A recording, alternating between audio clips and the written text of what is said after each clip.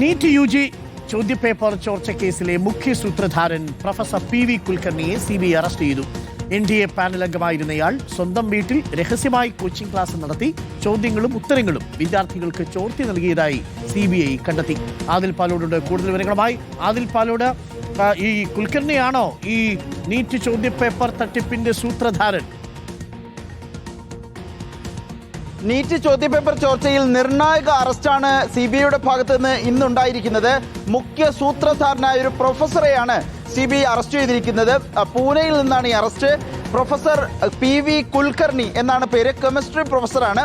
ഈ Kulkarni NTA national testing ഏജൻസിയുടെ NEET പരീക്ഷയുടെ പ്രവർത്തനങ്ങളിൽ ഭാഗമായിരുന്നു എന്നാണ് CBI പറയുന്നത്.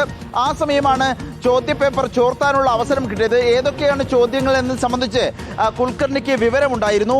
അതിനുശേഷമാണ് സ്വന്തം വീട്ടിൽ പുനെയിലെ വസതിയിൽ വെച്ച് മറ്റ് ചില പ്രതികളോടൊപ്പം അവരുടെ സഹായത്തോടു കൂടി കുട്ടികളെ വിളിക്കുകയും ഒരു സ്പെഷ്യൽ ക്ലാസ് എന്ന നിലയിൽ ചില ക്ലാസുകൾ ഈ ചോദ്യങ്ങൾ അവർക്ക് പകർന്നു നൽകുകയും ചെയ്തു എന്നാണ് CBI പറയുന്നത്.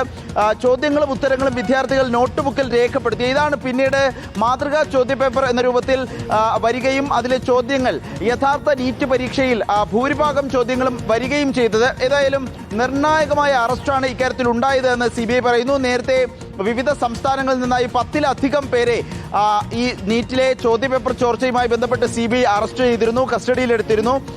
ഇപ്പോൾ കുൽക്കർണിയാണ് ഇതിലെ മുഖ്യ സൂത്രധാരൻ.